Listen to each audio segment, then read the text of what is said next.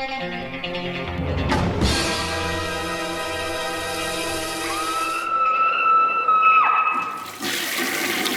guys, what's up? It is week 389.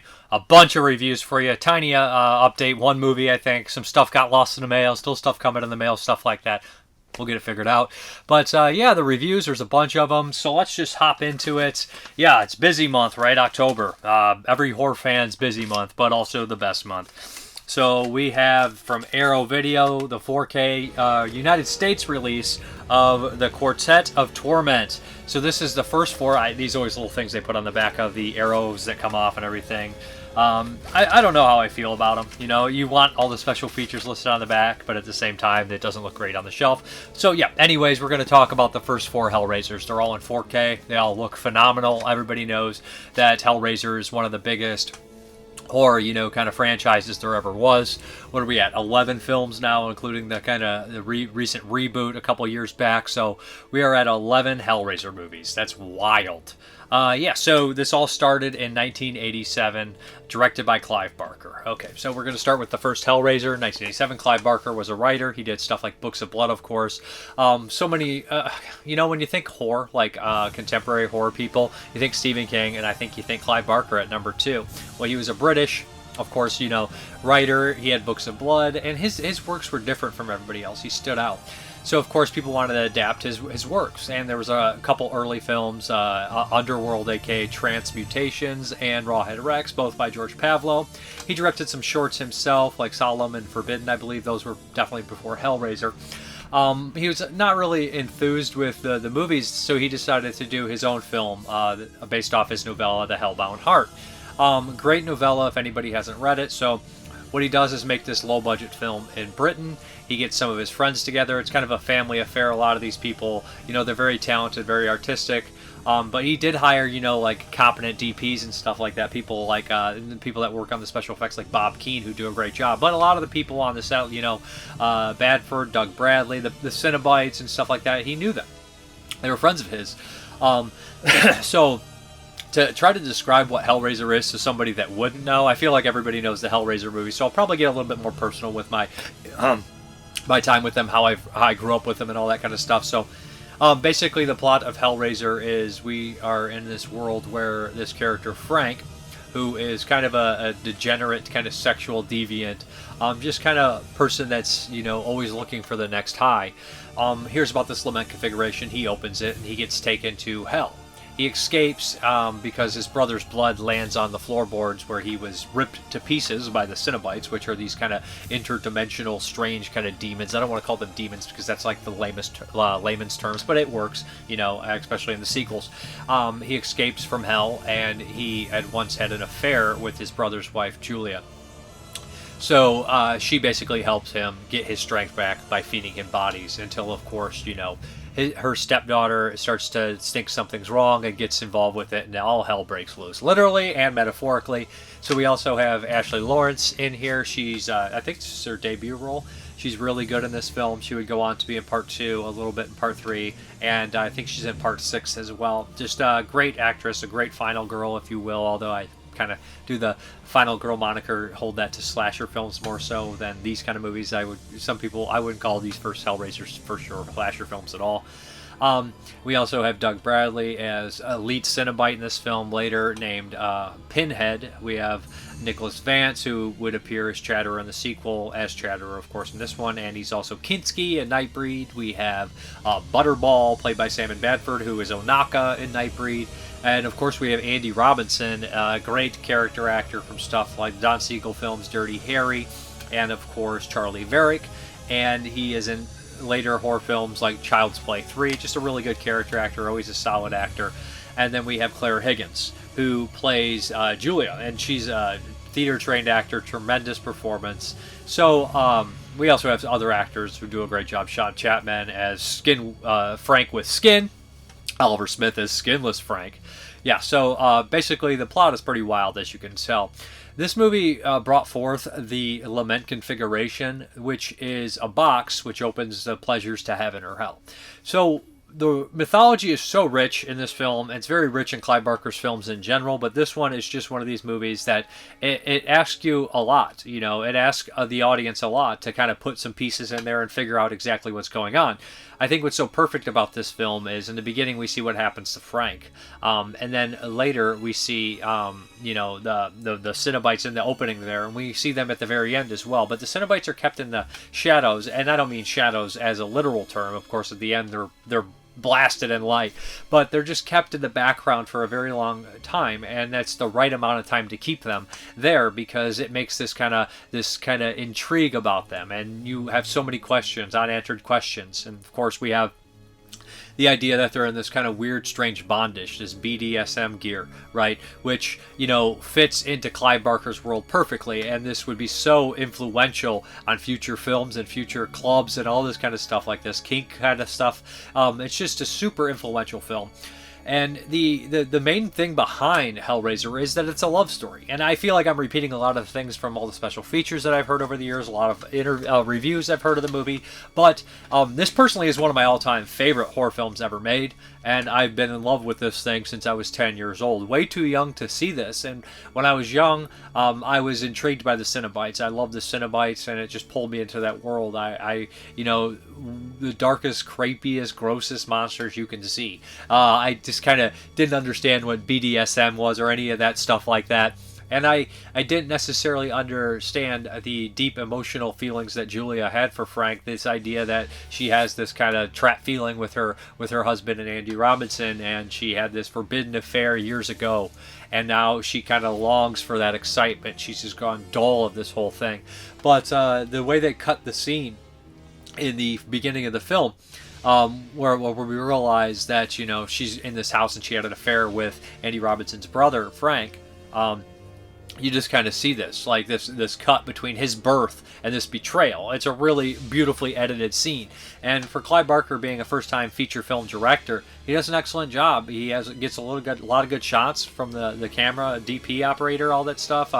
The director of photography, I should say. He's not an operator, but, you know, he gets a lot of great shots from the people in here, and a lot of great performances. Ashley Lawrence has to deal with one of the absolute scariest possible things to happen. And another thing I absolutely adore about Hellraiser is that, you know, you got your typical, you know, Christian mythology, heaven and hell, and it doesn't do that. It paints this real weird world that we can't really understand how complicated and in-depth and religion is, right? Hellraiser has its own mythos, and he does this in all his films. And I think it's beautifully done in the first couple films, especially part one, because you just get that glimpse at it, right? The dialogue that Doug Bradley delivers is unmatched. His delivery, female Cenobite as well. I love her raspy voice with the hole in her throat. She's great as well. So they're the only two speaking Cenobites. The other ones are just chattering teeth, because he has these hooks that hold his mouth back, and you hear the constant chattering of the teeth, right? Which is absolutely horrifying. And Butterball, which he's constantly fingering the hole in his stomach that is open. So, like, the whole idea of mixing, not knowing which pleasure, pain, you know, and I always got a kick out of it when a lot of people would watch Hellraiser and they'd say, well, what is the pleasures of the box? And it's like, well, it's one and the same. People get the same kind of torturous thing. Sometimes you get different rewards when you open a box, right? Because the rewards, as they mentioned in the commentaries, is not always the same. For a female, you know, when Ashley Lawrence opens the box, you know, Hell comes to the hospital and stuff like that. Tiffany, they come in, she doesn't get the hooks. That's a little different as well. I'll get into that in the sequel. But a lot of guys like Doug Bradley or Frank, they get the hooks right away. They get disemboweled and torn to pieces. While sometimes it just opens the gate to hell, as you can see in part 2. But the idea that it could open the pleasures of heaven and hell, and they're different. No, it's the idea that you have to endure, right, as Frank says, to enjoy the pleasures. The idea of being ripped to shreds eventually for an eternity becomes almost a pleasure, because the human body can get used to anything and sometimes even enjoy the misery, right? It's just such a weird, kind of crazy idea that the immense amounts of torture equals pain and pleasure at the same time, which is another thing for BDSM and sex and all that kind of stuff. So it mixes into this weird kind of crazy ideas, and it's just beautifully done. I remember the novella being really good as well, and the Cenobites being sexless, which I always thought was a really cool idea, and that's the one good part, I think. Although the reboot's not horrible, I think the best part about it is making, some of the Cenobites androgynous, which is what they're kind of explained in the book, which is right up Clive Barker's alley, and is kind of novella and stuff like that. So the special effects are great, especially on a budget. This being put out by New World Pictures was really cool. Corman's kind of, it wasn't his company at that point, but they put out a lot of stuff throughout the 80s and the stuff and House. And so it was kind of cool that this was put out from them, and it's kind of one of their big tentpole franchise movies. They believed in it. But I should mention again, I got off the subject of Doug Bradley. His delivery of the lines, the writing of the lines is just amazing. We have such sights to show you, will tear your soul apart. I just love it. I absolutely love this film. What is your pleasure, sir? That opening scene is just perfect, as Clive Barker explains in the commentary, that the box is actually kind of based on like a China box, that you would kind of these Chinese puzzle boxes. And there's so many special features on these discs that go into the details of the box. It's just a wonderful setup. When I read off the special features, I'll get into more detail about it. It looks really good. I think it looks better than the Blu-ray. They had a Blu-ray set quite some time ago now, 8 years ago or something. I think the 4Ks look better. I think this one looks a lot better.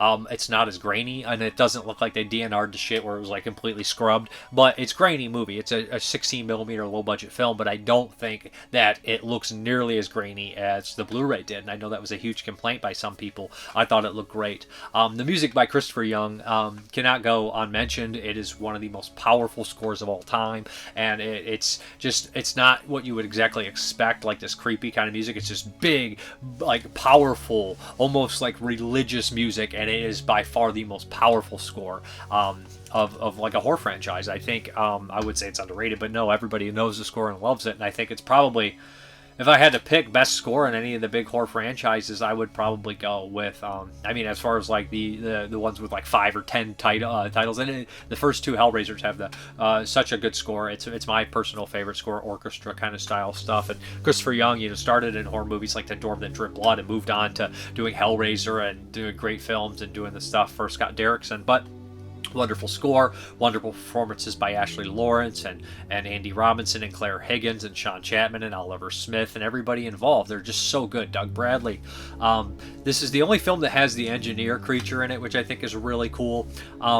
There's just a lot of cool stuff. The whole weird idea that this movie was supposed to take place in Britain, but when they kind of were making it, they were like, well, people are going to want it in Britain, so it's really kind of vague where it takes place. And you're like, there's a guy wearing a New York hat. We're like, that had to be like an insert reshoot or something, or they threw that in there because it's so not New York, and you can obviously tell that. But this is a great movie. It's not overly long. It doesn't wear out its welcome. It's sexy in a weird kind of way, too. Of course, the hilarious story on the commentary about one of the kind of proper execs saying, well, why don't we call it What a Woman Would Do for a Good Fuck? Because that's essentially what this movie is boiled down to, facing the ultimate horrors, right? There's just so much weird, gnarly shit in here, and Jesus Wept, the end scene, Come to Daddy, that's just all great stuff. As far as the special features are on the first disc here, Hellraiser, let's get into it. Brand new audio commentary featuring genre historian and unit publicist of Hellraiser, Stephen Jones. So he's there from the beginning. He's on all 4 of these commentaries. He's a fountain of information, and he's with author and film critic Kim Newman, who's one of the best Britain has to offer when it comes to this sort of thing. They have a lot of great banter, which seems very naturalistic but filled with information, so that's great. We have archival commentaries, Clive Barker and Ashley Lawrence, moderated by Peter Atkins, who would go on to write part 2, 3, and 4. Archival audio commentaries, writer-director Clive Barker. Power of Imagination, a brand new 60-minute discussion about Hellraiser and the work of Clive Barker by film scholars Scorsese Finland, editor of Clive Barker, Dark Imaginer, and Carmel Krithpath. That's good stuff. Unboxing Hellraiser, a brand new visual essay celebrating the lament configuration by genre author Alexandra Benedict, The Beauty of Murder. And this is, I think, the whole discussion of the box, how the box got made, the different renditions in different films and comic books and all that kind of stuff, who the original creator was, the French guy and all that kind of stuff like that, doing all that kind of cool shit. The Pursuit of Possibilities, brand new 60-minute discussion between acclaimed authors Paula D. Ashe, We are here to hurt each other, and Eric LaRocca, Everything the Dark Eats, celebrating the queerness of Hellraiser and the importance of Clive Barker as a queer writer. This was really cool because these people are opening it up and saying, well, I felt alone at times, and I was writing, and I didn't understand things when they're very young, and they see Clive Barker. And, Clive Barker, honestly, was called to me very young, too.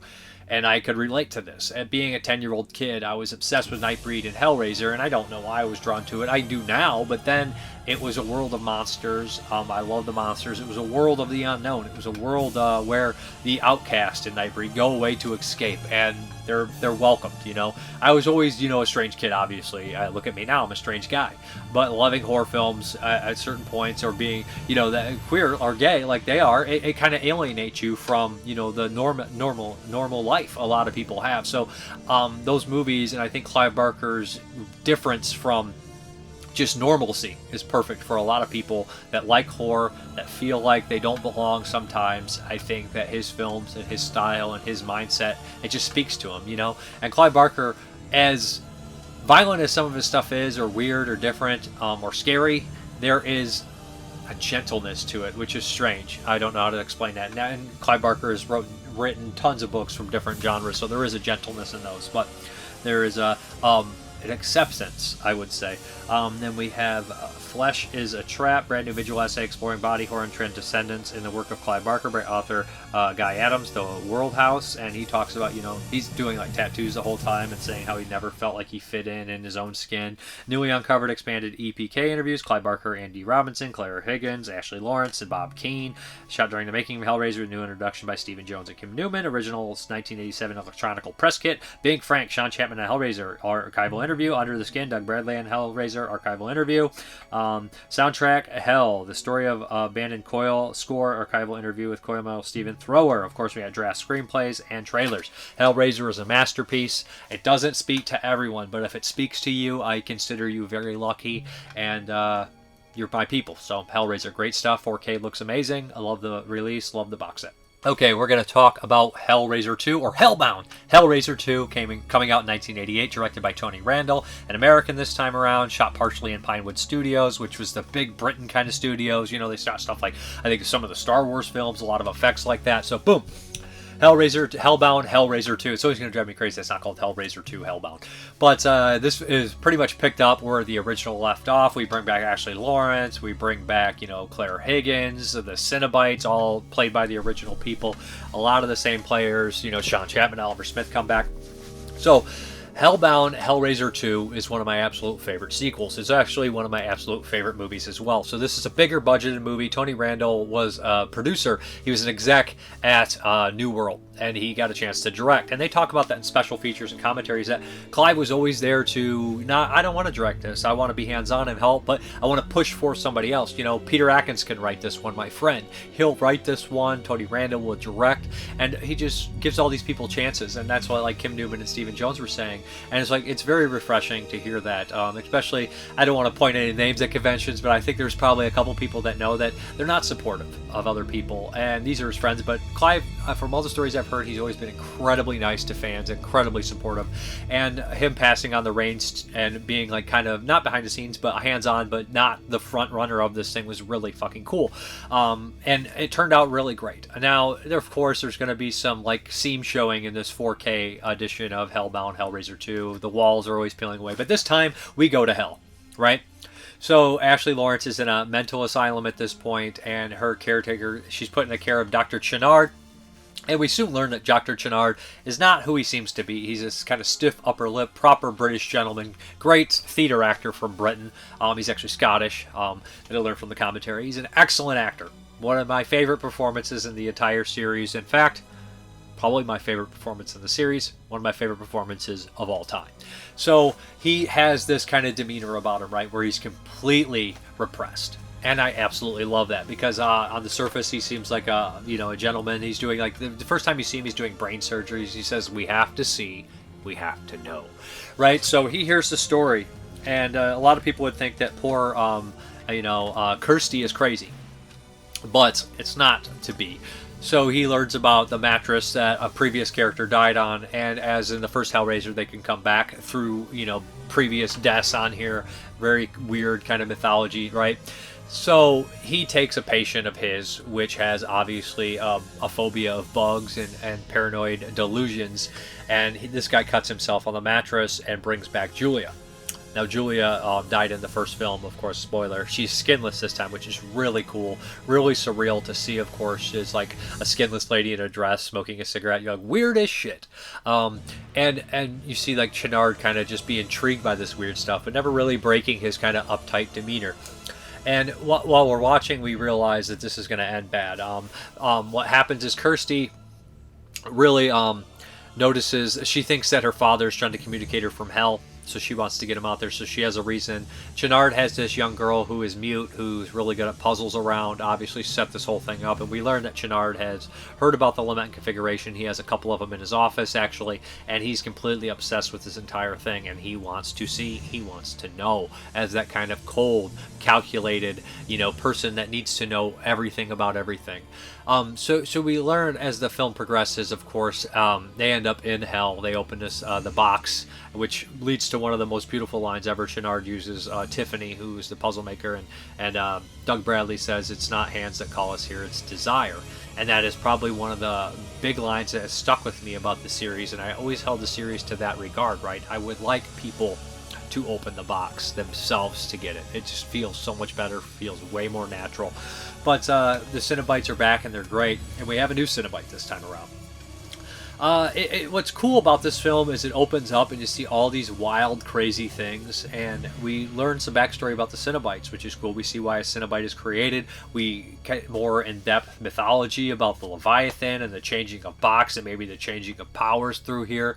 We learn that, you may only be gone a couple days in the real world, but in hell it could be an eternity, as we kind of feel that Claire Higgins or Julia has been there for a longer period, because she comes back and she immediately has some sort of, a higher power in hell.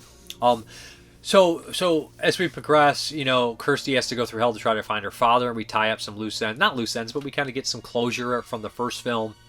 The special effects are even more wild, and Dr. Channard is turned to a Cenobite. Now, this is one of the coolest aspects of Hellraiser 2 for me, is because Channard, like I said, has this kind of repressed stuff on him, but he is that on the inside. So we're basically going to take everything that he has repressed and turn him into like the actual Cenobite on the outside. And he turns into this kind of one-line spewing monster. It's still kind of has that dry sense of humor, but it's just brilliant. And he's scary, and he is a sadist. And when we learn when there's a light that hits you from Leviathan, you just have all your things that you've done in your past, who've brought you here, who's made you. It's just such a crazy fucking hell. It's my favorite rendition of hell, probably. I think Christopher Young's score again is just as big and bigger, actually, and probably better. I think it's wonderful. But the character Channard again has some great lines. I recommend Amputation.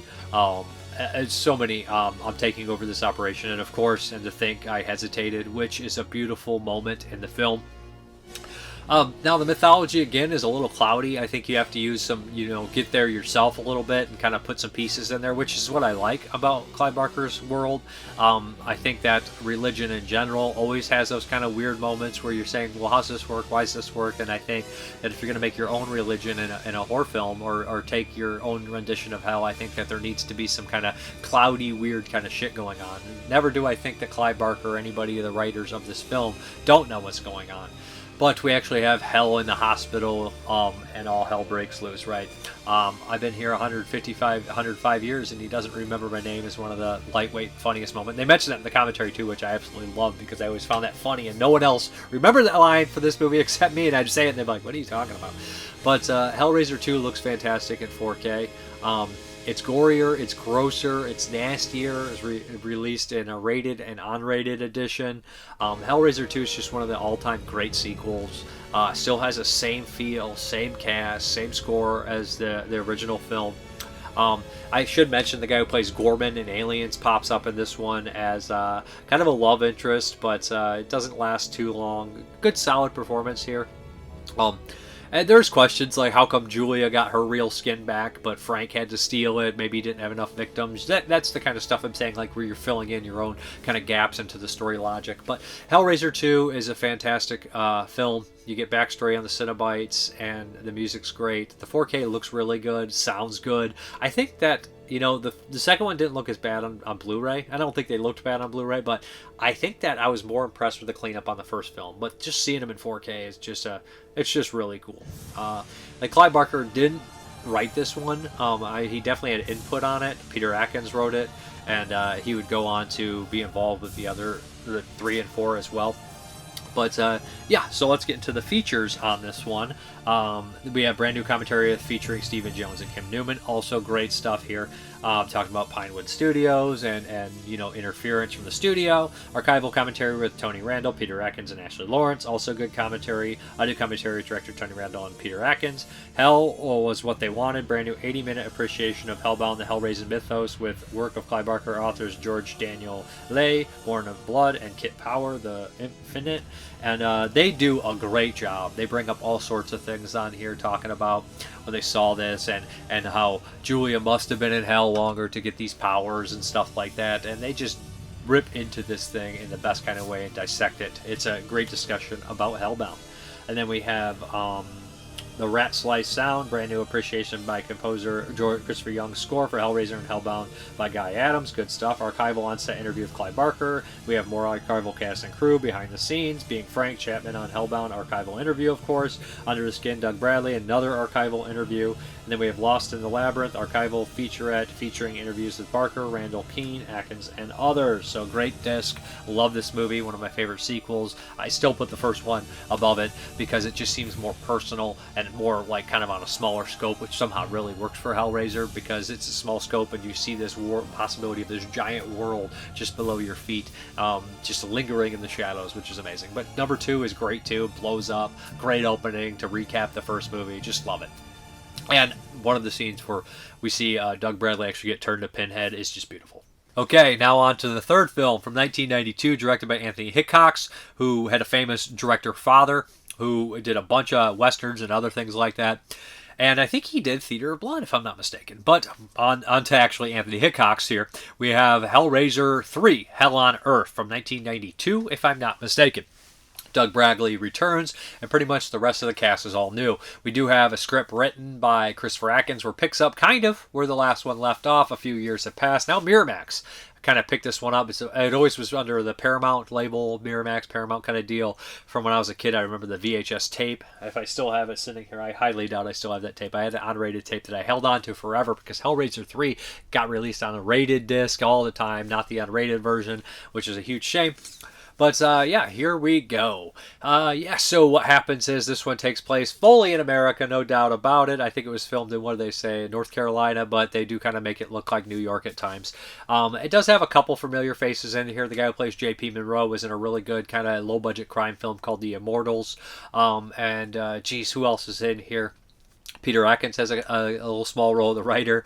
The guy who plays the doc, who plays her cameraman, is a character actor, pops up in stuff like Tammy the T-Rex, and what is the, I love that movie, Blood Games, the softball horror film, rape revenger thing.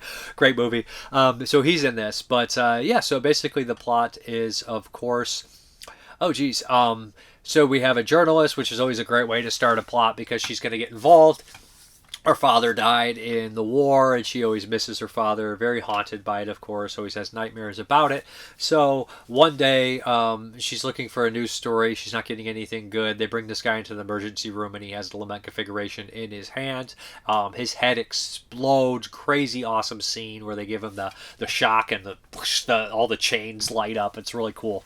So this leads her to this woman that was there that brought him to the hospital, and she seems to know a little bit more. And it's from a club that this weird kind of, I guess you'd call it a BDSM club, but it's not super extreme. So she goes there looking for a scoop, finds this girl, realizes that her ex-boyfriend runs this place. He's a real sleazebag, a real piece of shit, and he ended up buying the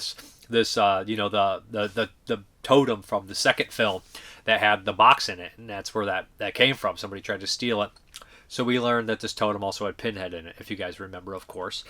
So he learns soon enough that if he starts feeding women or people, the women he's sleeping with, treating like shit to this pillar, he's going to gain power because Pinhead promises it to him. While the journalist is also trying to figure out all this, and it's tying into her like dead father, all this kind of stuff playing into it, and starts to learn about, of course, who Doug Bradley was in the previous film. Elliot Spencer, of course, who he was before he turned to Pinhead. So all this ties in, and there's the backdrop of the big kind of club scene and all that kind of stuff, which fits perfect with Hellraiser. Anthony Hickox, I've always liked as a director. He did a couple of my favorites. Waxwork is a favorite of mine from '88. He did the sequel Waxwork 2. He did Sundown, Vampire, and Retreat. He did Full Eclipse. He had a nice little run. He did Warlock 2, Armageddon. So a lot of good, fun movies. He was always big on the endings and big slaughter scenes. So the one thing I really like about this is the dialogue that Pinhead has. I think it's written really well by Atkins. I think that he turns into more of that conniving, convincing type killer where he's like, haven't you always wanted to dream, Terry? And this kind of stuff like that. And he gets in the characters' heads because he's in a desperate moment. He doesn't have the power yet. So he's got this kind of moment. But, this desperation. But there's a lot of great stuff with him interacting with people of the earth, of course. He interacts with this priest. He's like, oh my God, not quite. It's much cheesier. It's much more on the nose, but it's much more fun in kind of a goofy way, which is what the 90s kind of was all about. We're getting all these franchise movies coming out, all these sequels and shit like that. This is a lot of fun. Now, it's not as good or as dark as Hellraiser 1 and 2, but it has the cheese-tastic fun qualities that movies of the time did. Now, you might not love this, of course. It's got like Motorhead on the soundtrack and shit like that, but I enjoy this sort of thing, and I saw it when it came out around the time, on TV. I saw parts of it. Probably saw parts of this first. I would have been pretty young, 7, 8 stuff. I eventually got the rent Hellraisers when I was like 9 or 10 and loved them. But I think I did see bits and pieces of this on TV and was always infatuated with horror. So when I saw, Pinhead, I'd be like, what is that? The covers and stuff like that. But so Pinhead eventually gets his power as he would, and he doesn't have his old troops, so he starts to create his Cenobites and go after, of course, I can't think of her name in here, but our journalist, because she has the box and he wants it, and he's going to do anything to get it. But the Cenobites he creates are absolutely very 90s, ridiculous. A couple of the former characters get turned to them, but we have a video camera Cenobite, a CD Cenobite, infamous CD Cenobite. We have kind of like one that blows fire. Now, they're not as cool or as detailed as the other ones, but they're fun and they're goofy, and we don't get to see chaos in a lot of the other Hellraiser movies like this. We do have tons of chaos in like part 2, but not the chaos that part 3 has to offer, where he's on the streets, flooding the streets, having electrical things fly all over the place. It's very much like in a Final Destination style where everything's just going bonkers, but he kills a bunch of people, and we have a very typical kind of slaughter scene, which Anthony Hickox would do later, and Peter Atkins wrote into Wishmaster. He has a big scene very much like this, and he wrote one here too. And Hickox has the ending in Waxwork, the big fight scene, all that stuff like that. So we have a whole scene of slaughter, which is very much like Wishmaster later that Atkins would write. But it's just a great scene where tons and tons of people are killed by Pinhead, spikes and all these kind of chains ripping people apart. Really great scene. Really loved it. But so Hellraiser 3 as a whole is cheesier. It's goofier. Pinhead has amazing lines, convincing people and all that stuff. They put him in broad daylight at one point in the makeup. It looks a little strange. There's some bad digital effects. Think Brain Scan around the same time. A little later, actually. But there's some bad digital effects. The practical effects are really good. Clayton Hill's in here. He's in Dawn of the Dead as the zombie, him and his wife Sharon Hill, and he does a lot of the weapons stuff in Dawn of the Dead, so I imagine he was probably on the set for this kind of stuff and was just going to play a role because he's an actor as well. Good performance. Very blasphemous. This was very much more blasphemous than the other Hellraisers, I imagine. Clive never really put that in there, you know what I mean? Like, it doesn't seem like he's trying to spit in Christian's face, while this one's like, yeah, let's just have some fun on the Christian's expenses, you know what I mean? Not quite. This is my body, this is my soul. He's definitely playing a lot with religious iconography in like a weird, dark, nasty, comedic way that people with sick sense of humor will get. It was the 90s, man. No one really gave a shit about that kind of stuff. They slapped it unrated or rated R on it, and people didn't really freak the fuck out. I mean, there was always people trying to censor shit. Let's not get that wrong. But I guess with social media, everything seems like a bigger deal than it really is, and then just disappears because after a day or two, no one gives a shit. But Hellraiser 3, Hell on Earth, is a lot of fun. It's not as quality as 1 and 2, but it's as entertaining almost, I should say. But as far as the special features are concerned, here we go. Alternate unrated version contains standard definition inserts. I think it's from the Laserdisc. The 4K stuff looks fantastic. The inserts look like Laserdisc, so there it is. Brand new audio commentary featuring Stephen Jones and Kim Newman. That was interesting. Archival audio commentary, screenwriter Peter Atkins. Theatrical cut only. Archival audio commentary with Andy Hickox and Doug Bradley. Unrated version only. Previously on-scene extended EPK featuring interviews with Clive Barker and Doug Bradley. FX Dailies, Time with Terry, archival interview with Paula Marshall, Raising Hell on Earth, archival interview with director Andy Hickox, Under the Skin, Doug Bradley, and Hellraiser 3, archival interview with iconic actor on his third appearance as Pinhead. So Hellraiser 3, Hell on Earth, really like it, grew up with it, still holds up for me, not for everybody, and not for even all the Hellraiser fans, so check it out if it sounds like it's up your alley. So far, I love the box set. Okay, let's get into the fourth one, Hellraiser 4, Bloodline. Made in 1996, directed by Alan Smithee, everybody's favorite, most versatile director of all time, Alan Smithee. Of course, we all know what Alan Smithee is. It is, the name that a movie's given when the director wants his name off the fucking movie. So yeah, this director Kevin Zegers or whatever, I can't think of his name, wasn't happy. This is the only feature film he directed, I think. Directed some shorts, maybe Tales from the Dark Side, something like that. He did Tales from the Crypt. And he's not happy with how this movie turned out, Infamously, the Weinsteins, of course, behind here, fucking with movies and just being overall pieces of shit. That's right. It's kind of cool, but sad at the same time because now, like, they're pretty Weinsteins are pretty much done. So everybody's just like, yeah, they're fucking pieces of shit, and gets to come out and say it. Otherwise, they probably would have never got to say it.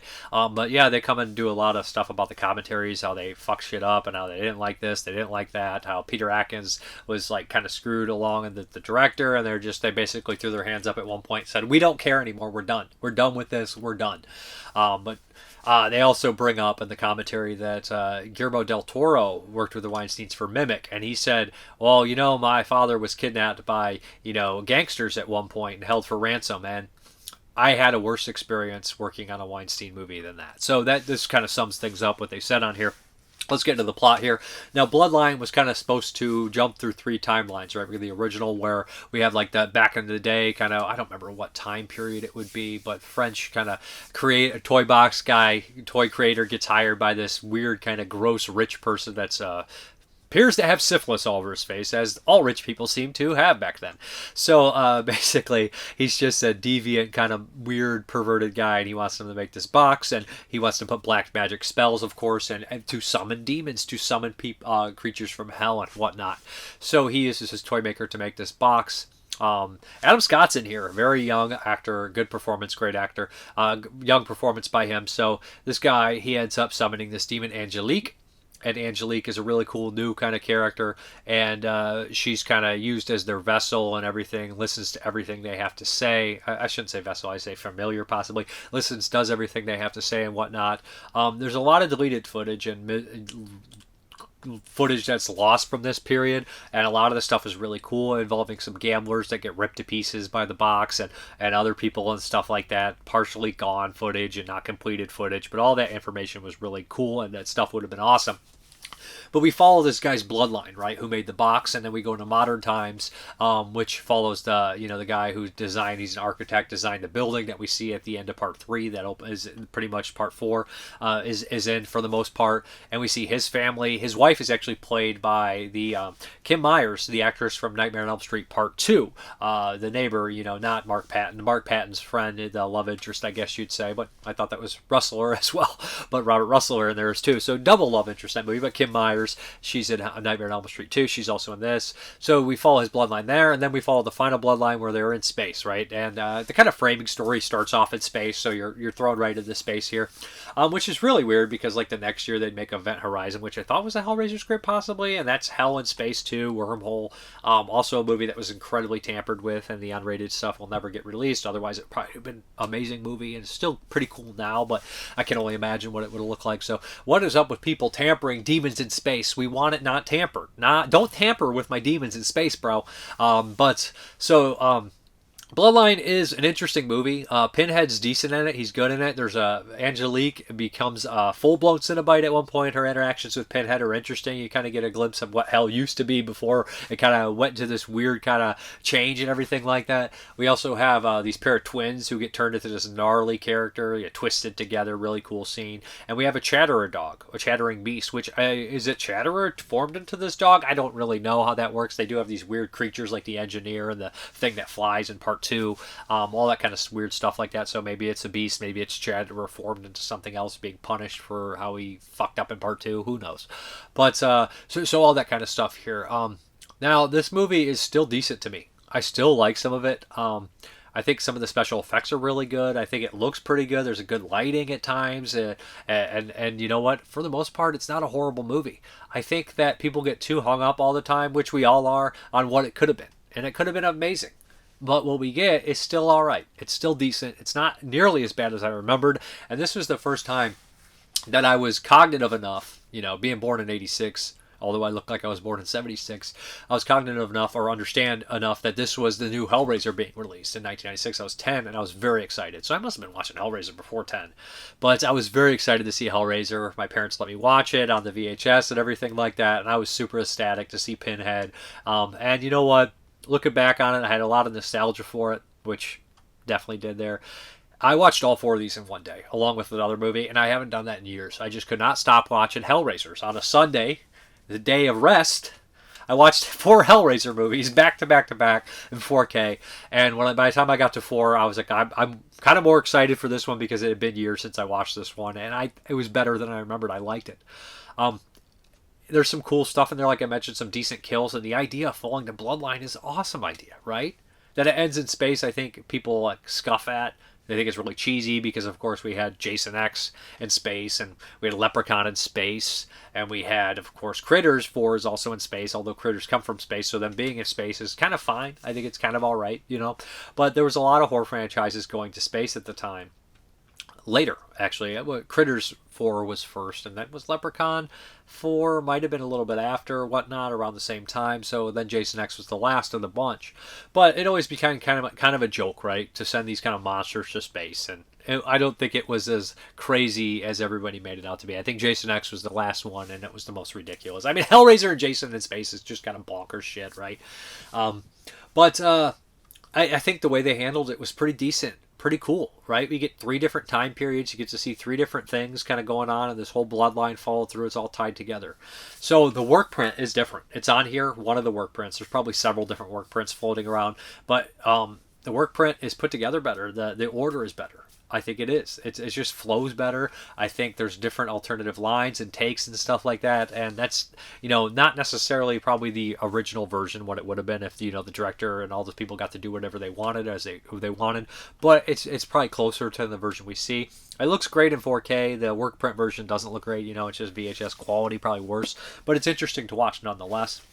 As far as the special features are concerned, we have brand new audio commentary featuring screenwriter Peter Atkins, Stephen Jones, and Kim Newman. It's great that Peter Atkins came back because he didn't get to talk about this on the old box set because it wasn't released on that box set. So that's really cool that he's on here talking about it. They dog the Weinsteins as they should. The Beauty of Suffering, brand new featurette exploring the Cenobites, connection to goth, fetish cultures, and BDSM. That is also very cool. We kind of go over the history of that and how people would wait for the next Hellraiser movie to see what they're going to wear to the club. Newly uncovered work print version of the film, providing a fascinating insight to how it changed during post-production. Hellraiser Evolutions, archival documentary on the evolution of the franchise and its enduring legacy, featuring interviews with Scott Derrickson, director of Inferno, Rick Boda, director of Hellraiser 6, 7, and 8, Stuart Gordon, director Reanimator, From Beyond, and others. Books of Blood and Beyond, the literary works of Clive Barker, archival appreciation by author David Gatwalk of Barker's written work. That's pretty good. From the Books of Blood to Scarlet Gospels, and they talk about everything from Cabal and all that kind of stuff. They're very interesting. There's an Easter egg on here. There's some deleted scenes on here, extended scenes. It's a great fucking set. There's an amazing book in here as well, which is super beefy and super beautiful, and it's just awesome stuff in here. Just a wonderful set. If you're a Hellraiser fan, pick it up. It's kind of a must. It's great stuff. And it doesn't have that big, that documentary that was on the third one that had it broken up in 3 parts, that big Leviathan documentary. It's not in there. So if you got that, hold on to that too. But yeah, great set, Hellraiser. I always forget what the little thing is in here, Quadrant of Sorrow. I always want to be like, the other one had Sorrow too in there. But it's a lovely set from Arrow Video. Check it out. All right, the next one up from Arrow Video is going to be the legendary movie from 2007 by Michael Dougherty, Trick or Treat. Not to be confused with Trick or Treats or Trick or Treat. Trick or Treats. So yeah, this is an anthology that is wonderfully put together, that it doesn't have super hard cuts between the segments, and it flows in a different way. You get to see multiple different perspectives. Takes place on Halloween, of course, and kind of the guy leading the whole thing, he's the through line through it, is Sam. named after Samhain, the spirit of Halloween.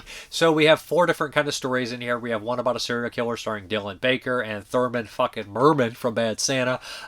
We have one about somebody, I'm not going to spoil it. We have one about kind of werewolves, of course, with Anna Paquin and some others. We have a story about a bunch of kids that were wrongfully killed and a haunted kind of evil school bus kind of thing. I'll get into the details more about that. And then the final story is Brian Cox confronted by Samhain.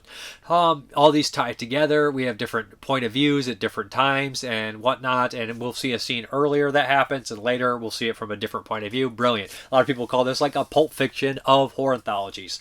Now, when you think horror anthologies, the first 2 that come to mind, of course, are Creepshow and Trick or Treat. I think that they sit at the top of the heap. I think that they're wonderful and different enough. Trick or Treat is one of the most fun, clever scripts you'll ever have. It has a wonderful Halloween feel. It's supposed to take place in Ohio. It's filmed in Canada, but doing that, it actually is cold for once on a Halloween movie. It's not California. And in Ohio, being from Ohio, it sometimes is ice cold on a Halloween. You can see your breath. Sometimes it snows. Sometimes it rains. Sometimes it's 75 degrees. You never know what you're going to get in Ohio on Halloween. But then it takes place in Ohio. I just love that kind of spirit. There's a decent spirit of Halloween in this state. But what can I say about Trick or Treat? Originally, it was shelved, right? We had this whole movie that was shelved, and they didn't put it out when it should have, and it gained a cult status over time. Because originally, this movie didn't get really put through theaters. It was shelved, like I said, and throughout DVD and Blu-ray and stuff, this movie just grew a great cult following because it's such a quality film. Personally, my favorite story in here is the school bus one. I think that is the epitome of Halloween. It's the right amount of scares and horror, and has my favorite characters in it.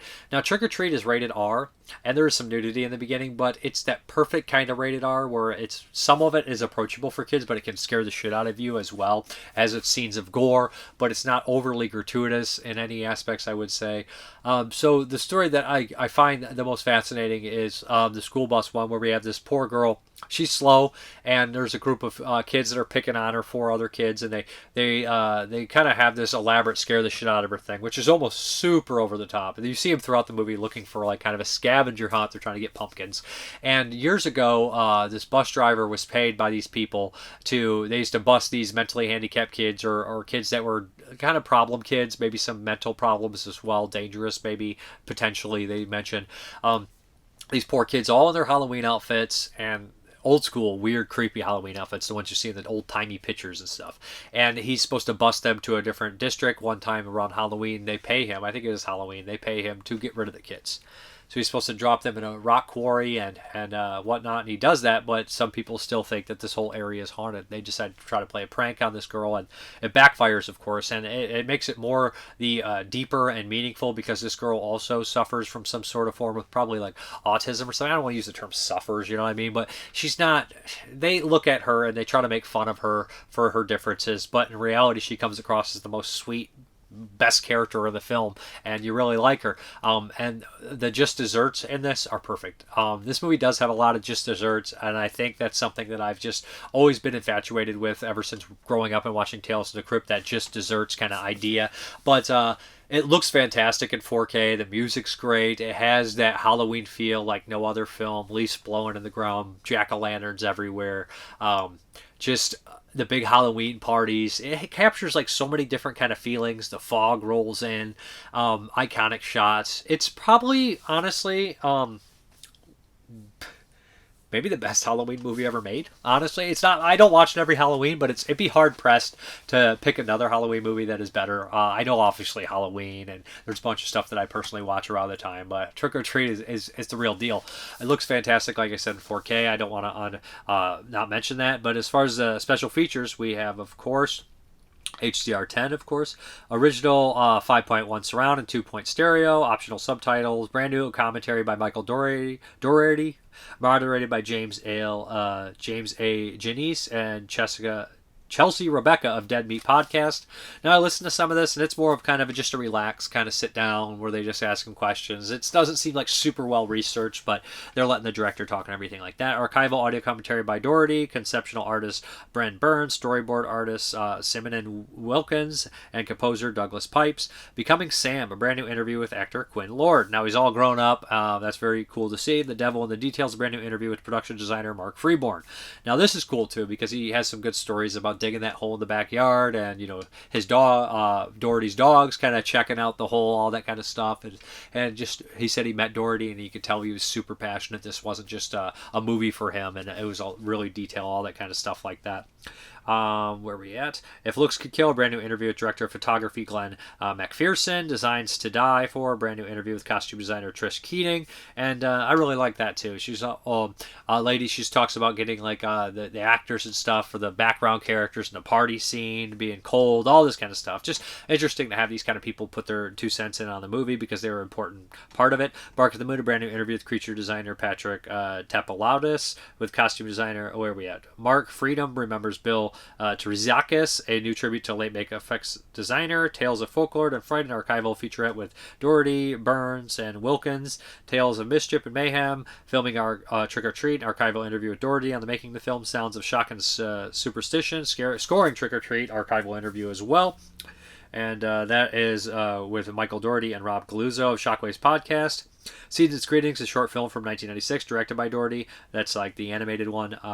The Lore and Legends of Halloween, an archival featurette narrated by Brian Cox. School Bus FX, deleted and alternate scenes with optional commentary, of course. FearNet promos, Sam O'Lantern, storyboard, conceptual artwork gallery, behind the scenes gallery, Monster Mash comic book set, Trick or Treat Universe trailer, reversible sleeve featuring original newly commissioned artwork by Sarah Deck, double-sided fold-out poster featuring original newly commissioned artwork by Sarah Deck, 6 postcard-size art cards, illustrated collector's booklet featuring new writing on the film by Becky Dark and Heather Wixon. So great stuff, looks fantastic in 4K. A wonderful movie. Like the little pumpkins there, if you haven't noticed, they're all the mask of the poor school bus kids. But fantastic release, fantastic movie, just in time for Halloween. Okay, we have a real wild movie here. This is from Radiance Films from 1988. This is Toshio Matsumoto's Magra. Probably said that wrong. This movie is crazy. This is a film that I saw the cover, read a little bit about for years, and I was like, I want to watch that. When they announced they were doing it, I was super excited. I decided to wait. So Radiance Films, love what they're doing. A lot of different foreign films from Italy and Japan and all sorts of different kind of styles of movies, art films, horror films, martial arts films, Yakuza films. They're just doing the Lord's work, if you will. So this is one of my favorite releases that they put out because I'm into the weird kind of horror films. This is not the easiest film to follow, so bear with me here. Let's see how much of this I can recollect, and not necessarily recollect is the problem. Get it out to you guys. So what we have here is, boy oh boy, I don't even remember how this bad boy starts, but we have a character who's in an insane asylum, mental hospital, and he's had some major issues and supposedly murdered 2 people. And he doesn't really know what's going on. He has amnesia. We learned this character actor, this Japanese guy who comes in, and he's just in a million movies. I've seen like 50 movies with this guy in it. And he's a doctor, and he says, listen, your doctor recently passed away. He committed suicide, and I'm here to kind of talk to you about this. He passed away last month, and this guy does not remember a thing. There's a courtyard with other mentally handicapped people or mentally disturbed people with problems that are out there around and about and things like that. There's a girl in another room that supposedly is the girl that he murdered, possibly a sister, all this kind of weird stuff like that. So he's just often confused. He doesn't know who he is. In the very beginning, we have this whole story kind of outlined about a character who ends up being infatuated with art, and he wants to draw this amazing painting for the emperor. And he needs to draw this person over amounts of time where they decay. So he volunteers his wife for this, and he says, listen, I have to do this. And he kills her, starts drawing her over these possible times when she's decaying. Reminds me a lot of, hey, Mermaid in a Manhole, the Japanese guinea pig film. So it's in that vein, right? You draw this stages of decomposition because for some reason there's beauty in death. Very dark. So this is the story he recollects and says, and what happened was no one really understood this. And then his the woman's sister, twin sister or something, showed up, and he started dating her and thinking it was her, and then he eventually drowned in the sea. And he tells him that you're a direct descendant of this person, and the person that's in that room is also a direct descendant, and he doesn't really know what to think. As it progresses, we learn about his old doctor, who may possibly not be dead, and he starts to pop into the frame, and we're always like constantly confused what is real, who is dead, who is alive. But one of the brilliant scenes here is that this character, this mentally disturbed person, is actually like teaching this class, it seems like, talking about it, because he's become so infatuated, obsessed with what the doctor has taught him, almost adopting his personality, and he's up and talking to everyone. It's all this bizarre crap going on in the audience, and there's characters that you've seen previously, and they're just doing weird stuff, and it's just obviously not real life. And then all of a sudden the original doctor is sitting there. He says, this guy actually thinks he's become me. Sometimes I look to him because he remembers absolutely every detail, and I forget myself. And he's actually sitting as a subject while the teacher is teaching the other students. And I was like, this is really wild, really deep, really bizarre. And as it progresses, it gets even weirder and more bizarre. And this doctor is obsessed with the idea that it's not just you learning these things in your life, that you're actually passed on the memories of your ancestors. And that's kind of where the whole basis of this whole idea of this comes through. And it becomes a murder mystery where you don't really know who killed these people, and you never really kind of truly understand possibly what happened. It's a fantastic looking movie. It's fantastically well acted. It's awesome and bizarre and surreal, and just a great film. It's not an easy watch for, people to pop in and say, oh, let's keep this on in the background. This is not a background movie. I mean, you could watch it in that aspect but you'll be like, I don't know what's happening. This is weird. But even if you fully commit to the film, you still maybe, this is weird. But it's great. It's cool. It looks fantastic in Blu-ray, and it has a bunch of special features, commentary with an interview with director Toshio Matsumoto, and this has subtitles for the commentary. We have visual essay by curator Julian Ross, booklet with new writing by Hirofumi Sakamoto and Jasper Sharp, interview with producer Shuba Sabata, and more. There is another special feature on here, which is not on there. Where is it? It was not listed. Let me see. Video essay by programmer and curator Julian Ross. There's another special feature, your featurette and chant featuring in the film.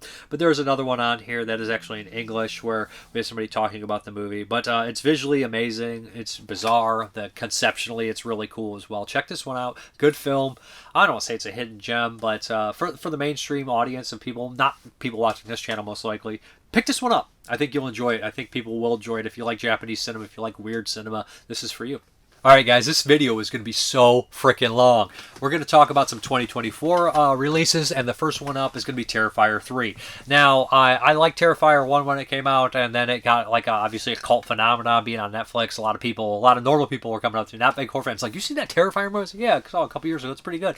Then Terrifier 2 came out, went to theaters, did way better than expected on like a $250,000 budget, and it made a lot of money. So Terrifier 3 was kind of a big deal. Damien Leone, he directed this one as well. He directed all three of them, and a short version that was like an anthology, All Hallows Eve. And I believe he directed Mummy vs. Frankenstein, which I didn't know he directed, but I watched like 20 years ago, and I kind of liked it. Might have been one of the only ones that did. It was probably an old review on YouTube, but I remember liking that one too. So Terrifier 3. Now this one cost $2.5 million. It's already made $18 million, which is a hit for a low-budget movie. And here's what it is. Now, I liked the second one. I was confused by the mythology, but I thought that Art the Clown was fantastic. I thought the special effects were great. The kills were great.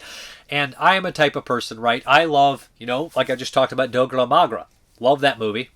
I talked about the Hellraiser movies, which are conceptually amazing, and the mythos is great, and all that kind of stuff like this. I like art films from Brazil. Whatever. I like schlock from Canada. I like it all. I like kids' films that are horror films. I like every little kind of aspect of horror films. So I know that Terrifier 3 is not for everybody. It is a gore film. It has crazy mythology. It's very bizarre. It is for me, though. I love this one. I thought it was better than 1 and 2 combined. I liked the first two.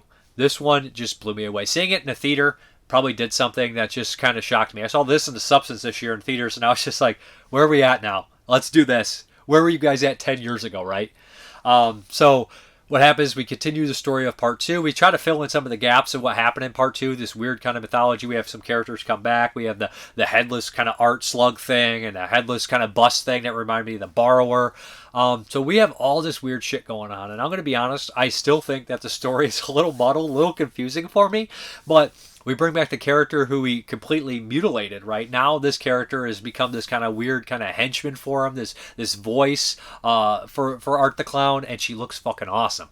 But we see this scene where they kind of escape and kind of like go to slumber for like 5 years. There's going to be spoilers in here, right? Everybody's talked about it. But that scene is just such a brutal, awesome scene. This movie looks great. Like, they definitely tried to make it look more film, more grainy, more dirty, and it really looks good. There's a couple scenes here that I thought were fantastic. Looking like that scene where our character, our weird kind of character, sits in that bathtub. I was just like, this looks fucking fantastic. If you were to show me that still and say, hey, this is from a 70s Japanese film, 80s Japanese film or something, I'd be like, I have to see this. So there's just like great visual shit in here, much more. I will say that it does kind of have some Rob Zombie vibes, especially there's a bar scene that has Daniel Roebuck and Clint Howard in it, which I absolutely loved. Very funny, very hilarious, very gory. And that whole scene goes on so long, but it's so worth it because we have the whole suspense of we know who Art the Clown is and we know he's a fucking monster. And these people don't. And we're just waiting for him to fucking snap, right? That scene's just great. Good kills, too. But I got to keep going. Like, some of the effects in here and gore is next level, kind of like for a theater, it's next level, right? I felt that way about The Substance. So I was like, who paid for this? This shit's nuts. But I'm seeing a lot of backlash, and I completely get it, man. This movie is not for everybody. Some people don't like the nasty, low-budget, gross shit, right? It's not even that low-budget anymore, but I'm just saying some people aren't into the gore films. They aren't into stuff like that. They aren't into, like, I don't want to say edgelord stuff, because I don't think this is edgelord stuff necessarily. Some people just aren't into this, or like a throwback of just nasty, mindless violence. But there is a story here, too, so I don't want to call it that either. I don't want to, like, but a lot of people are, and I think that if you are into like good special effects, crazy gore, the guy who plays Art the Clown, David Howard Thornton, he's fantastic. It's just a great character. His mannerisms are funny. He's creepy. He's funny. He's scared. He's everything you should be in a horror icon. And I feel like I realized it this time. You know, it just came together, right? And it does take a while for a horror icon to catch on. Most horror icons don't ever get created anymore. Like, we had some with, like, Victor Crowley was a good attempt, and he's there, but, like, at the time that those movies came out, this just wasn't very... You couldn't get in the theaters. You couldn't get a wide release, so those movies didn't get... They're fun movies. I still don't think they got the recognition they really deserve. You know, they're good.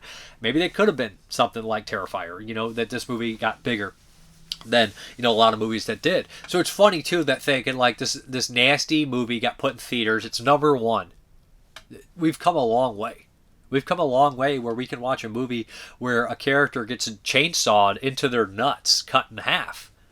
We're number one, right? So like, and I feel happy about that. You know, I'm not one of these people that was okay. There's independent movies out there that were nasty and they should have been. I don't give a shit. I don't care. If I like it, I like it. I'm happy that this movie is going to open the floodgates for more shit, hopefully. That is just weird and wild. And not necessarily just gory, just different. Just different being in theaters, right?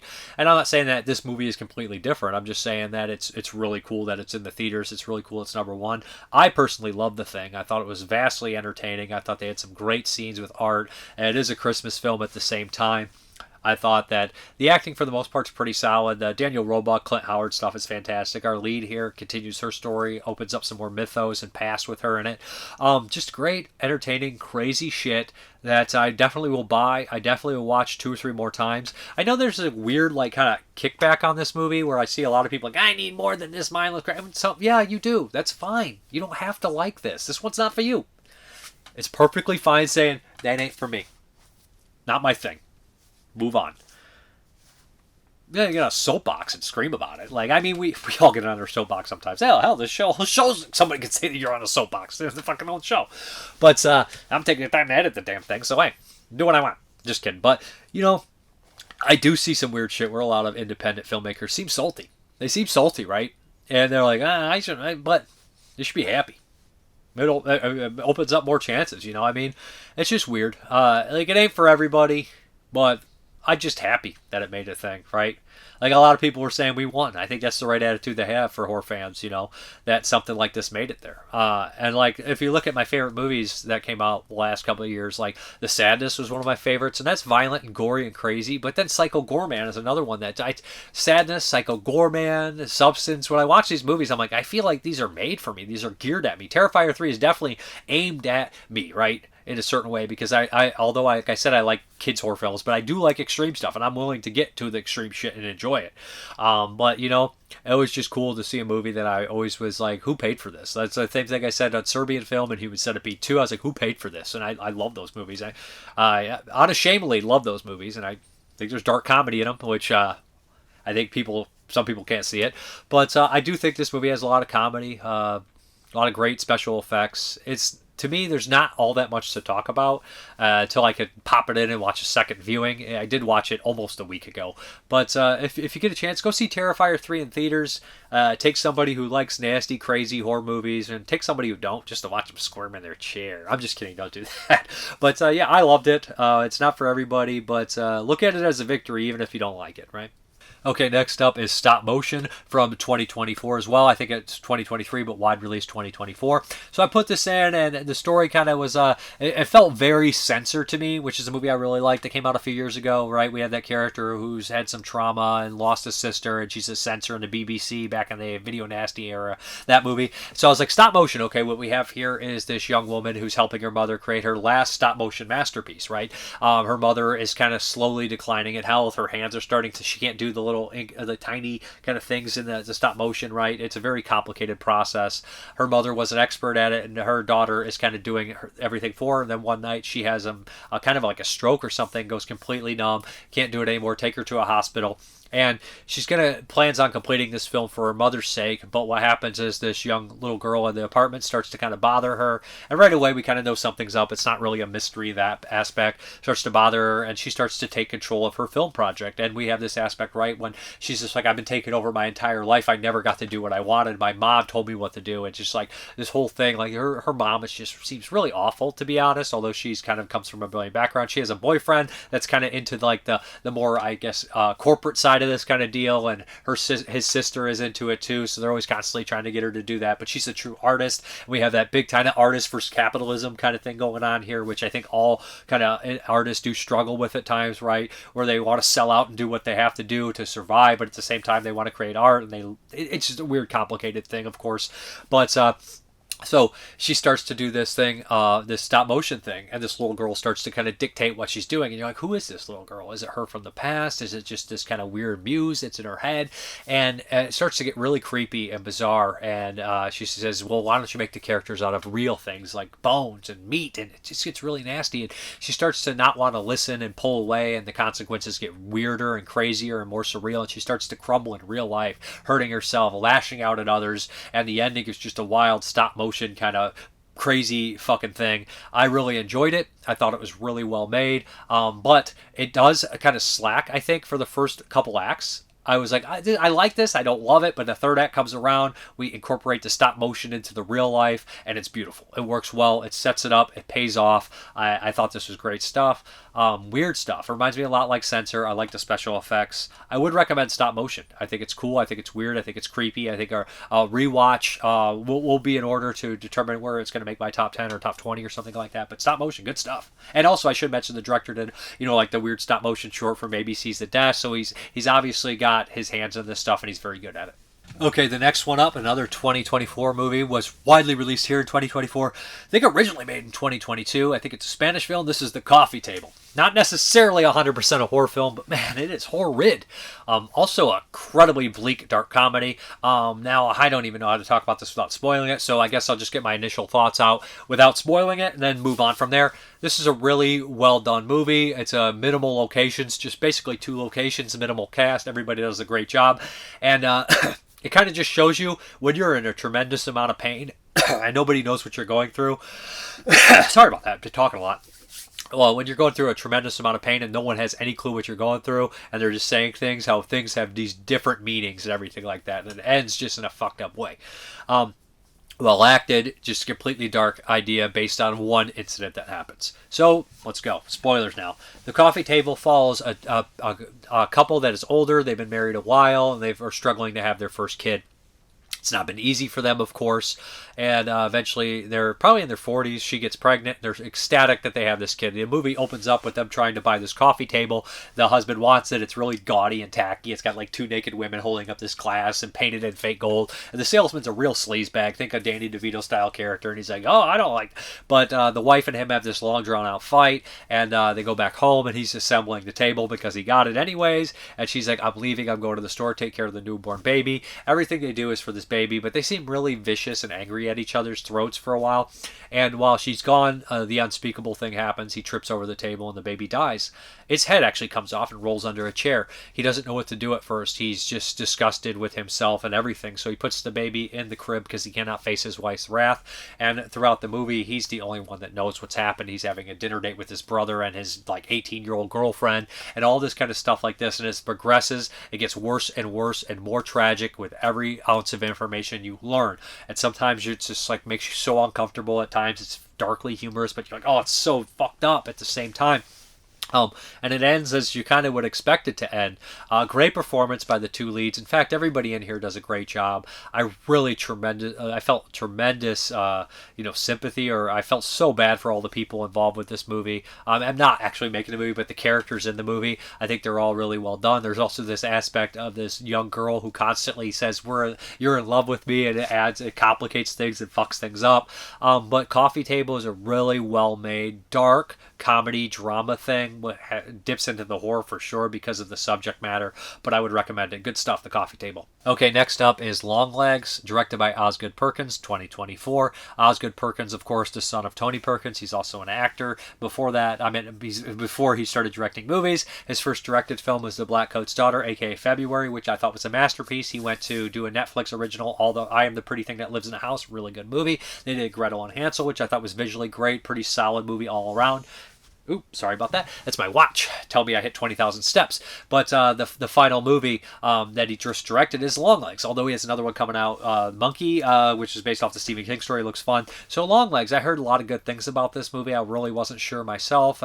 Mixed reviews, though, at the same time. Mika Monroe's in it from It Follows. Good actress. And Nicolas Cage is in it in one of his most bizarre roles, which says a lot because Nicolas Cage is full of bizarre roles. Some great, some good, some weird. I put this one in weird. I don't think it's bad, but it's fucking weird. So we kind of open up and it's the 90s. We have this weird kind of style and like a 70s kind of grindhouse full screen kind of thing when it opens up, and Nicolas Cage is really weird singing, and he confronts this girl in the winter and is talking to her, and we kind of cut to, and now we're in more 1994. We have Clinton in the background and everything like that. We're following FBI agent Mika Monroe, and she's pegged up with a partner, and they're looking for a serial killer in this area, and she just has this gut feeling that it's somewhere in this house. So she goes in, her partner is killed, the guy she's paired up with, and they start giving her tests and realize she's mildly psychic. And that's kind of where we're at here, and they put her on this case, this Longlegs case, which is really hard to solve. A bunch of letters written in code and all this kind of shit like that. All these families where the person was killed, they were killed on the 14th, different months, all this kind of stuff like that. So she starts to dig in, and she has a mother who's a very strange religious woman, bizarre. You can tell from her upbringing that this kind of affected her. Mika Monroe plays this very much almost like on the spectrum, because she's highly intelligent, but she doesn't share much emotion. I think the performance is really strong. She'll kind of just be like, yes, that's right, and she will correct people and stuff. Her superior is an African-American actor, and he's fantastic. He's just got the great demeanor, the great kind of classic, 90s kind of character. I feel like he fits out of the 90s. He's just good. And they introduce a part of the story in this movie that I feel like you're obviously going to play back. Visually, I think Longlegs is an amazing looking movie. I think the style of everything looks great. Looking at the suburban houses and how cold it looks, and how, the atmosphere, Dave, the atmosphere and the look and everything like that, I think is one of the best looking movies of the year. As far as the script, I'm a little iffy on it. I don't love it. I think it started to lose me at one point, and it never really grabbed me back. The end kind of makes it more of a horror film, but there's a couple things in here that I think were just a little obvious, a little jump the shark. Not necessarily jump the shark, just drop the ball at the end. I wouldn't say jump the shark. I don't think it ever got too weird and crazy for me. Never can get too weird and crazy for me. But tonally, sometimes if you switch too much, it does. Nicolas Cage is not in the same movie as everybody else, but that makes sense from his character. Super weird, bizarre performance. I put it in line with something like Kevin Bacon from Maxine or Johnny Depp from Tusk, where it's like, where's this guy coming from? He's just out here. It makes more sense for him because he's playing like a serial killer psycho, and I love Nicolas Cage, so I think it's a better performance than those other two. Even though I love Kevin Bacon, I just don't think the performance in Maxine is great. It's weird. But I think that Nicolas Cage is interesting in this performance. I think that he's creepy as fuck looking. Overall, I think this is all right. I need to rewatch it. I just feel like the ending didn't land for me as it should have for other people. It feels much like a classic serial killer from the 90s thriller, like a Silence of the Lambs style thing. Less like that. I think that's more of a horror film, but this turns into a horror film at the end. But it feels like that kind of like ripoff of Silence of the Lambs in the 90s, and I don't mean that as an insult or a derogatory term. It's like True Detective Season 1, but not nearly as good. If that makes any sense. There's one thing I felt about the movie. I feel like it comes across too cheesy for how serious the tone is. And I know that's kind of a nitpicky thing, but sometimes tone is a lot, you know? If you're a dumb movie and you're cheesy and get away with it, or if you're a little playful and some cheese falls in, you're like, all right, I feel like this movie feels like deadly fucking serious, and then there's like this weird kind of like the satanic like kind of deal, which is very prevalent of the time frame that the movie's supposed to take place in, but it just comes across cheesy at times. Like, it just doesn't necessarily land for me, and I wish it did. But I don't hate it. I'm willing to give it a rewatch before the year's over so I can do my top 10 list, because a lot of people really love it. I'm not one of them. I don't hate it, though. I think it's worth watching. I think it's good in a lot of aspects. Just doesn't land 100% for me. Longlegs. All right, we're going to hop into those 1982 movies.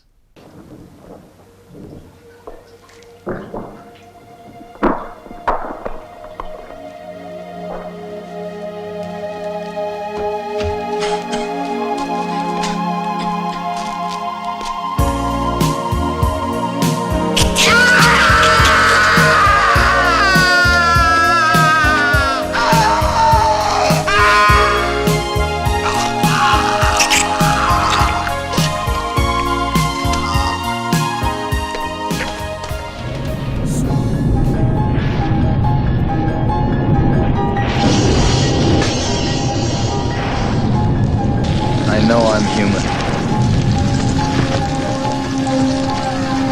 And if you were all these things, then you just attack me right now. So some of you are still human. This thing doesn't want to show itself. It wants to hide inside an imitation. It'll fight if it has to. But it's vulnerable out in the open. If it takes us over,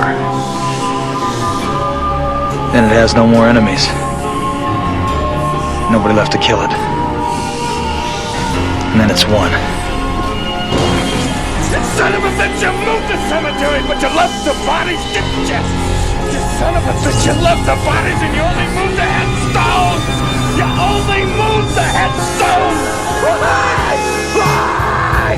For a girl like you to come into my life, I've been waiting for a girl like you who loves and will survive. I've been waiting for someone new to make me feel alive. Yeah, waiting for a girl like you to come into my life. You bitch! You called me a bitch!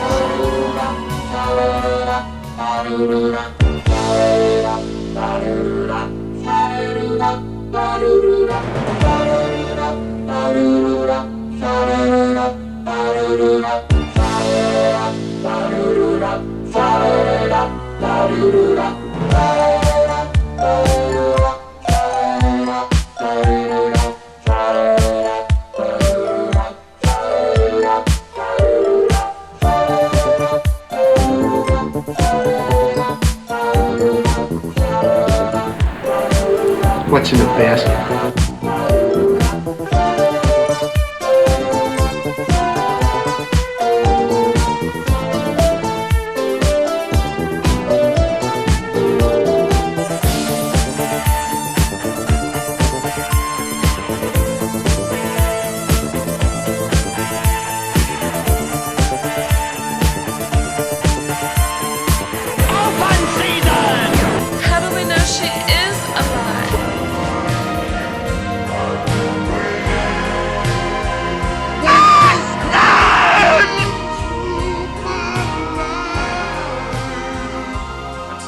stop it. There's no more time. You've got to... Please, stop it. Stop it now. Turn it off. Turn it off. Stop it. Stop it. Stop it. Stop it. Stop it. Stop it. Stop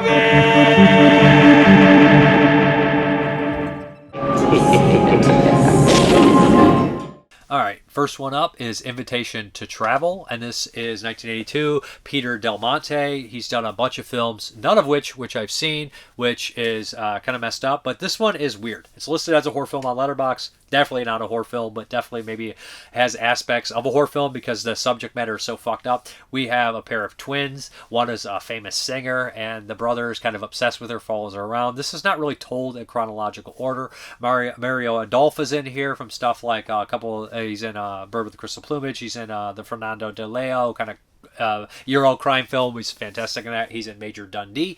Really strong, good actor, Mario Adolph. Good stuff. But this is a kind of a road movie about a character who, spoiler, his sister dies. They're in somewhat of an incestuous relationship. They are in an incestuous relationship, and possibly this is going to turn into a necrophilic kind of relationship. She's on the top of the car and he's driving cross country, and he encounters weird characters like Mario Adolph, who possibly did something horribly wrong. This middle-aged woman he picks up, who is also kind of running away from her husband, and this whole rain sequence where she runs into another goofy kind of character. It's just a bizarre, weird kind of film. I wish it was maybe remastered or something like that and maybe get a little bit more out of it. I don't dislike this movie at all. It's just weird and bizarre and kind of unique and just a road movie with a lot of bizarre kind of characters that's saying a lot of stuff but not really doing all, it's not gratuitous in its violence or anything like that. But it's weird. It's a bizarre film. I think it could have gone a little bit further if you're saying, you know what I mean. I don't mean in terms of gratuitous stuff. I just would like the story to see progress a little bit more and see a little bit more what happens. Overall, Invitation to Travel is decent. It's French with subtitles, but I don't love it. It's well made. I find it interesting, but it's not really something that's going to catch my attention too much until we see like a remastered deluxe edition where I can, see a little bit more, context and stuff like that. Okay, the next one is The Outcast, also from 1982. Now, this is a British film, and the BFI, I think, is putting this one out on a Blu-ray, which I didn't know that, or I would have picked up that Blu-ray, but I watched kind of a crummy version. It's on YouTube. This is The Outcast, and this is like people are listed as folk horror, but it's not really a horror film, but it definitely has the folk kind of deal, and I know folk horror is kind of having like a big resurgence. It's never went away, but big resurgence in popularity with the big severed box sets and all that kind of stuff. So here we go. We are talking about The Outcast. So this is a period piece, of course, and we have this girl who's partially crippled, maybe a little bit slow, doesn't really think like anybody else in her family. Her as a single father, the wife has died, and the sister is going to get married to this other guy. Their families don't really have that much love for each other, but she ends up marrying him, and they kind of have this big celebration, and during this celebration, the sister, who is our main character, the slow one, I don't think she's slow, but the girl she's just outcast. She doesn't really fit in. She doesn't think like that. She doesn't like go after men or anything like that. She meets this kind of character who's mysterious. No one really knows him. He's in the kind of classic mask, and he seems to be somewhat of a low-level summoner, right? And while these two people are out, this group of people are out, this couple of her friends, not really her friends, but people in the village are having sex. He kind of does a trick on them because they treat her so poorly all the time, where kind of a goat comes out and all this kind of thing like that. Of course, the townspeople blame everything on this young girl, and they think that she's a devil. She worships the devil. She talks to this character that nobody else likes around town, and this creates a lot of turmoil amongst them, and she has to escape, and she almost dies, and all this kind of stuff like that. But the ending is really truly the heartbreaking kind of moment here. It looks great, fantastic, kind of set like period piece setting that looks amazing, but the ending is just a really heartbreaking, beautiful moment. The Outcast. Good film, interesting. I would like to see the Blu-ray. Maybe I'll pick it up, but good period piece kind of film. Very folkish. I don't want to say horrorish, but fantastical in some aspects. Yeah, The Outcast. The next one here is from 1982 as well, and this is The Icebox Murders. And I think this is a Spanish film. It stars everybody's favorite, and one of my favorites, Jack Taylor. That's right. He's a star in here, and he plays dual roles, although they try to kind of, I don't think they're fooling anybody here. So basically, Jack Taylor is a rich playboy kind of guy. He's older. Butler. He's not even a playboy. He's rich. He's a dick. I thought he was blind at first. I was like, what is this, Rest in Pieces, the Jose Larraz movie? Isn't he blind in that? There's a bunch of blind people in that, I think. But he looks really old at part of this. Jack Taylor, this is 82. He's also in Conan the Barbarian. A bunch of Jess Franco movies, okay? If you don't know who Jack Taylor is, look him up. You'll know who he is if you've seen any horror films. But he's this kind of rich guy, and he likes this girl who hangs out in this bar, this older middle-aged. She's not older, but she's like poised apart, past the part where you should be in a bar and not be married, all this kind of stuff, according to like 1982 logic and this guy's logic. But she's invited to this kind of like his like summer cottage, which is like a mansion or isolated house somewhere where they have a boat, they have all this stuff, and there's a weird like butler there that's just off. He's just like, he's not right, and he's just weird and bizarre. And she brings her girlfriend, and right away we know that something's going on. There's been a bunch of murders, a bunch of models have disappeared and everything like that. We know this has got to be Jack Taylor, right? They end up going to a club, and the friend meets somebody that looks a lot like Jack Taylor, but he has more hair. It's just obviously him in disguise. You're like, is it going to be a twin? Whatever. And of course, we figure out that Jack Taylor's behind everything. There's no real kind of mystery behind it. And he's got him in the fucking freezer. It's called the Icebox Murders, right? And what do you think is going to happen? We're going to have some climactic moments and everything like that. Overall, this one's decent. You really don't know how the butler plays into this. It's explained. It's not a great movie. It's a little tedious. It's a little boring. It's not awful. It's not great. Jack Taylor's good in it. He's got the dual role thing. Overall, Icebox Murders is decent. It's not amazing. I'm okay with it. If it got a Blu-ray release, would I watch it again? Probably. Would I have to have a nice commentary on there? I would like one with context. And this director hasn't done all that many movies, so it probably doesn't have like a rich, deep history about it, that people would know. But beautiful location, shot fairly decent. Looks like shit. It's on VHS, so there's that. But yeah, it's in English, so check it out. Icebox Murder, because it sounds like it's up your alley. It is on YouTube. Okay, we're going to get the Patreon pick, and this is Rebel Without a Cause from 1955, a classic movie that I think everybody and their brother was forced to watch in film school for good reason. This has James Dean, who's only done a handful of movies before he tragically died this same year as 55. Also has, who else is in here? I'm missing out. Corey Allen's in here, and of course Natalie Wood and Dennis Hopper has a small role. So this movie is infamous, right? And you watch it and you just see James Dean performance, and it's just how he carries himself, how he has that nervous quality, that uncertainty, but also that immense amount of confidence. It's strange, in-depth, kind of cool performance, especially for the 50s. Definitely ahead of its time, right? And I know a lot of people will be like, Marlon Brando is doing that stuff too. Yeah, he's doing different kind of performances for his time, of course. But yeah, we have a new guy who moves into town. He can't really connect with anybody his own age. His parents are constantly worried about him, constantly doing a bunch of things for him to change his kind of life and all these things like that. They've moved before previously, probably because there's been some sort of crimes or something that's going on and whatnot.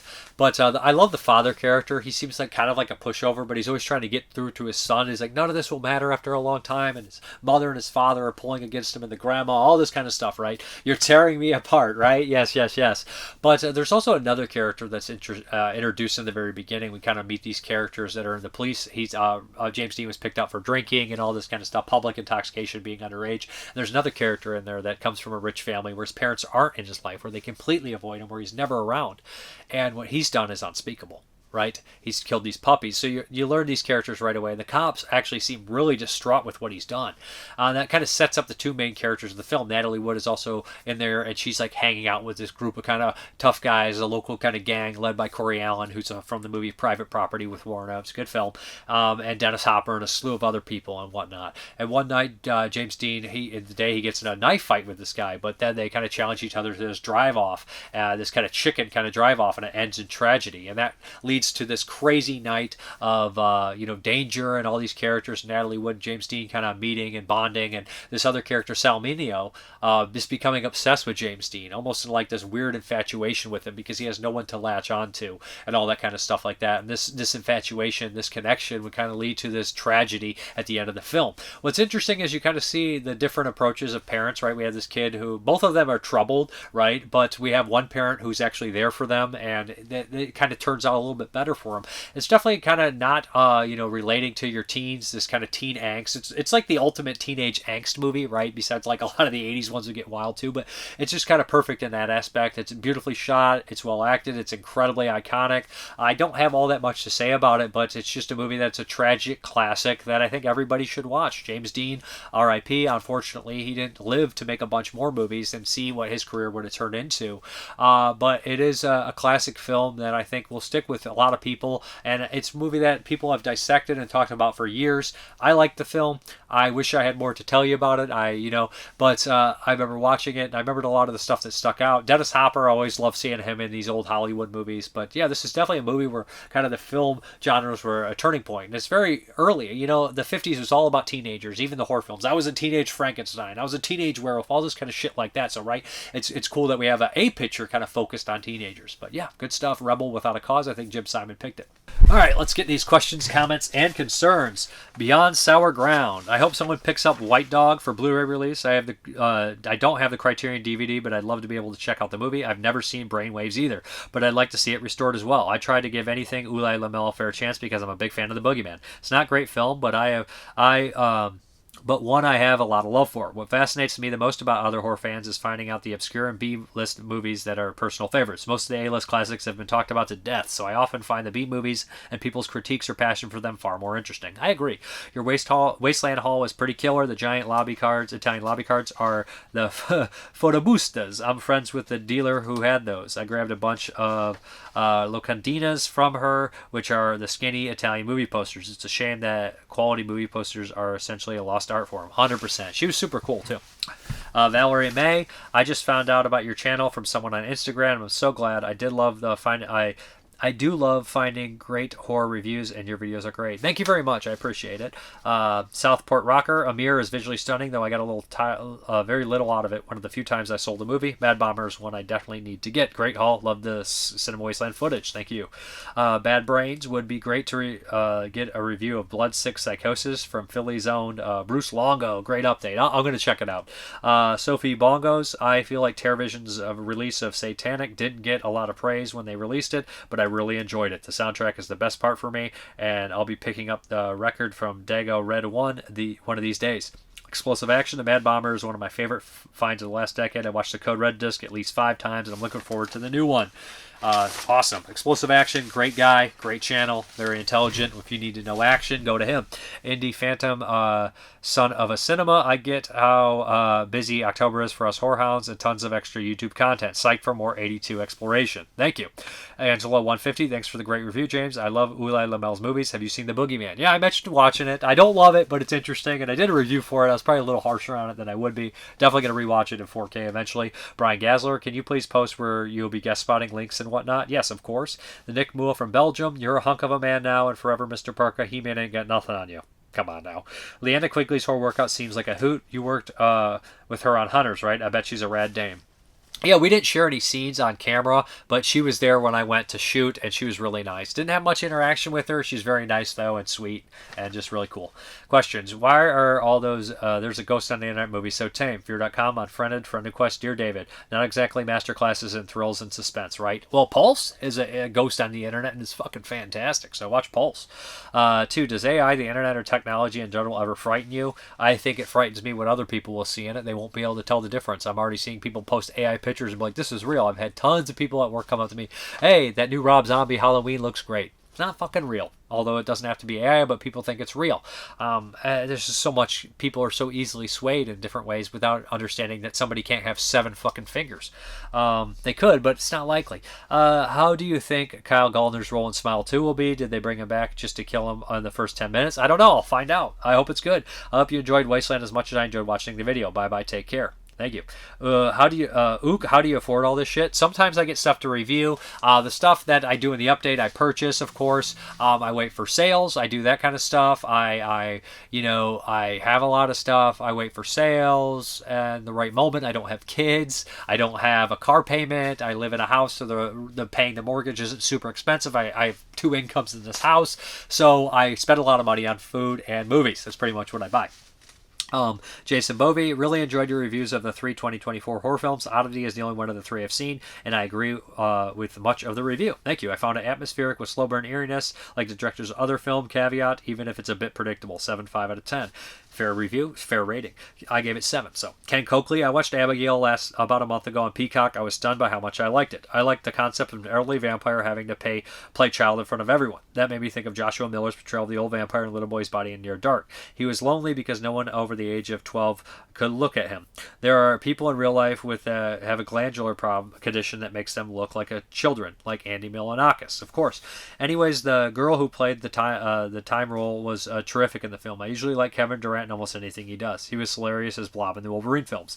I didn't notice Dan Stevens until 30 minutes into the movie. I first heard of him when he was in Downton Abbey. His character on the show was shockingly killed off because he was a major character. He got a bunch of offers from Hollywood. Stevens is no stranger to horrors. He played Henry Clavero in the 2004 British miniseries Frankenstein, as well as played Arthur Holmwood in the 2006 TV movie Dracula.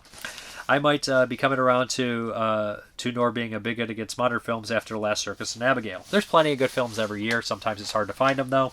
I haven't watched White Dog because it's a little far-fetched to think that dogs hate minorities and attack them. It's all in the trading, and more times than not, they get beaten and left for dead by some asshole who thinks that dogs are for fighting. Like us dog lovers don't care about fur color, dogs don't care about human skin color. I usually don't get on the soapbox, but I love dogs and try to be their voice. I don't necessarily know if that's true. I do think there is such a thing as white dogs. I don't know if it's as extreme as the movie White Dog, but I do think there is white dogs. Now, back in 2005, I was at the Rock and Shock show in 2005. I stood in the long line with my best friend to meet Romero. While standing in line, there were two guys behind us. One of the guys starts up a conversation with his best friend, who happens to be a very beautiful woman. So I knew the big guy was trying to impress. My friend. Because he showed her a script that they had written about a killing snapping turtle. They were waiting to give Romero a copy of the script. Regrettably, I blurted out that Romero only directs films that he writes, the only exception being Creepshow. Anyways, there were the guys who did the Attack of the Killer Refrigerator. There's a documentary on Streamback called Snapper, the man-eating turtle that never got made. I wanted to mention something about Buddies and the AIDS crisis that I forgot to mention. Some notable people who died during the 80s and 90s. One person that came to mind was Paul Giovanni, who produced the unforgettable music from The Wicker Man. He could have put out a lot of great music.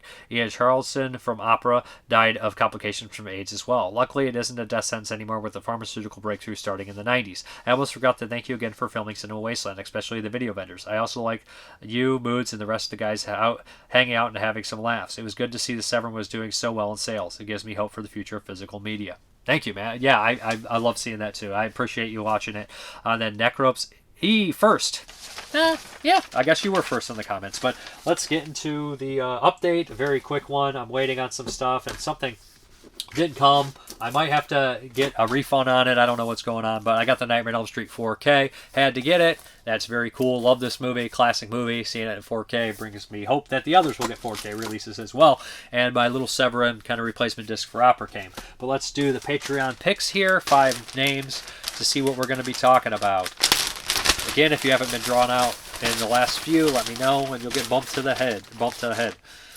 So we got 3 in here. We got Tyler Tadeo, Ghost World, very cool. David Luton, Sons of the Desert, 33. I don't know if they're even showing up there. Then we got Tom Brooker, Colossus of New York. 2 more. Chris Rivers, The Haunting of Morella, very cool. It's a Jim Wynorski. And then last, certainly not least, what do we got here? Joe Carroll, Some Like It Rare, which I don't know. That sounds like a wild-ass movie. I know Chris Carroll always gives me weird movies, but yeah, we're out of here, guys. All right, guys, thank you very much for watching, and as always, have a good one.